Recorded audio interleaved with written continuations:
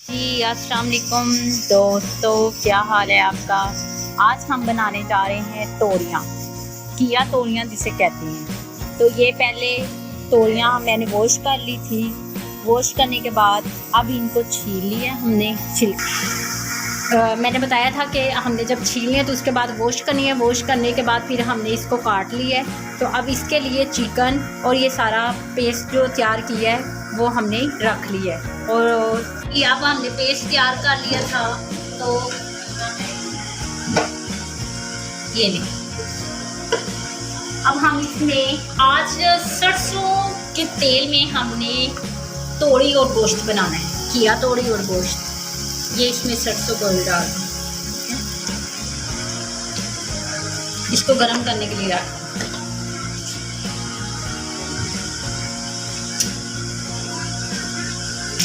چلے جی، ہمارا آئل گرم ہو گیا ہے۔ اب ہم اس میں پیاز ڈال دیں۔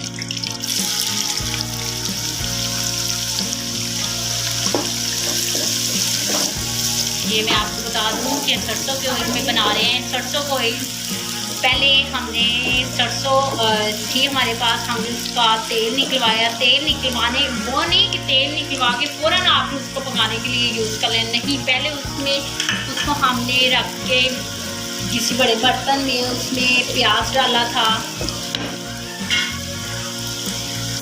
جی میں بتا رہی تھی کہ کیسے اس کو ہم نے گرم کرنا ہے۔ سرسوں کے جو تیل نکلوانا تھا اس میں آپ نے آٹا، گوندا ہوا آٹا لے کے تھوڑا سا ڈال دینا ہے اور پھر اس کو اوپر ہیٹ کے رکھ دینا ہے۔ جب وہ آٹا براؤن ہو کے اوپر آ جائے گا تو اس کا مطلب ہے کہ جو سرسوں کا تیل ہے وہ کھانا بنانے کے لیے تیار ہے، کھانا بنانے کے قابل ہو گیا ہے۔ چلے جی اس میں ایک دفعہ چمچ ہلا لیں، دیکھیے آہستہ آہستہ براؤن ہو رہا ہے۔ اچھا، وہ سرسوں کا میں آپ کو بتا رہی تھی کہ کیسے اس کا جو آئل بنانا ہے ہم نے کھانے کے لیے، اس کے لیے بھی میں ایک ویڈیو بنا کے آپ کے ساتھ شیئر کروں گی، تو آپ دیکھ لیجئے گا وہ سرسوں کا جو آئل ہے وہ کوکنگ کے لیے کیسے تیار کرنا ہے۔ یہ ہمارا پیاز براؤن ہو گیا ہے۔ اب ہم اس میں مرچ شامل کرتے ہیں۔ ریڈ مرچ میں ڈال رہی ہوں، اس میں ریڈ مرچ کا پیسٹ، اور ساتھ ہی پھر میں تھوڑی سی سبز مرچ بھی ڈال دوں گی اس میں۔ یہ ساتھ میں ادرک اور لہسن مکس کر رہی ہوں، اور یہ ٹماٹر،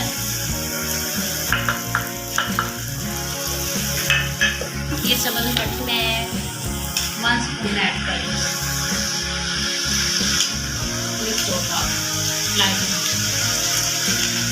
جی آپ اس کو اچھی طرح ملا لیں۔ اب اس میں ہم چکن مکس کریں گے۔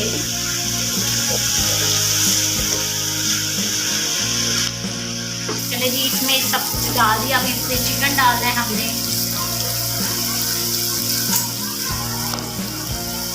جی اب میں چکن لا رہی ہوں، اس میں چکن ڈال دیں۔ یہ ہم چکن ڈال دیں۔ پہلے چکن کو اچھی طرح ہم نے براؤن کرنا ہے۔ جب یہ اچھی طرح فرائی ہو جائے گا پھر ہم نے کیا توریاں ڈال دی جو ہم نے کاٹ کے رکھی۔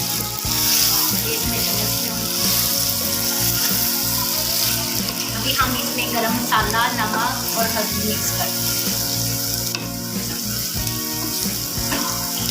ہم اس میں ہلدی ڈال رہے ہیں، گرم مسالہ بھی ڈالیں گے۔ یہ میں اس میں 1 ٹی اسپون ہلدی مکس کر دیں، تھوڑی سی اور مکس کر دیں، کھانا ہمارا زیادہ ہے۔ اس میں 1 ٹی اسپون نمک ڈال دیتے ہیں،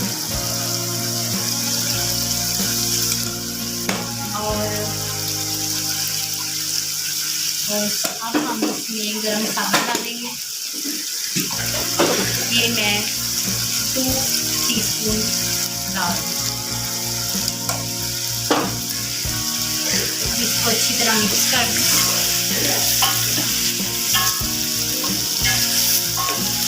اب ہم اس میں یہ مکس کر کے اوپر ڈھکن دے دیں گے تاکہ یہ اپنی بھاپ میں بھی تیار ہو۔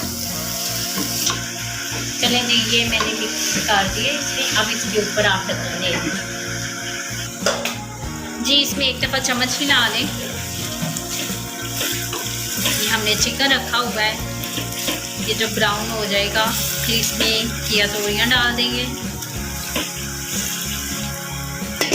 چلے جی اب اس میں کیا توریاں مکس کر دیں. یہ ابھی زیادہ لگ رہی ہیں، بعد میں یہ جب بن جائیں گی تو پھر یہ کم فیل ہو. اور اس میں چمچ ہلا دیں، اچھی طرح چمچ ہلا دیں.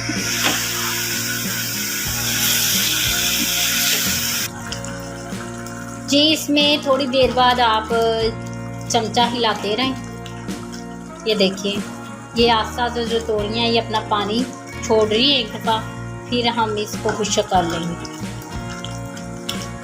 فرینڈس ہم کیا توریاں گوشت بنا رہے تھے تو یہ اب ریڈی ہو گئی ہیں، آپ دیکھ سکتے ہیں. یہ دیکھیں یہ اب تیار ہو گئی. آپ نے اسٹارٹنگ میں دیکھا تھا کتنا زیادہ جو ہماری جتنی زیادہ کڑھائی بڑی ہوئی تھی، تو یہ آہستہ آہستہ بن کے دیکھیں کتنا سالن بن گیا. اوکے فرینڈس، کیسی لگی آج آپ کو یہ ریسپی ہمیں ضرور بتائیے گا، اور ضرور اس کو بنا کے ایک دفعہ کھائیے گا کہ کیسے یہ بنتی ہے. اوکے فرینڈس، اللہ حافظ، ٹیک کیئر.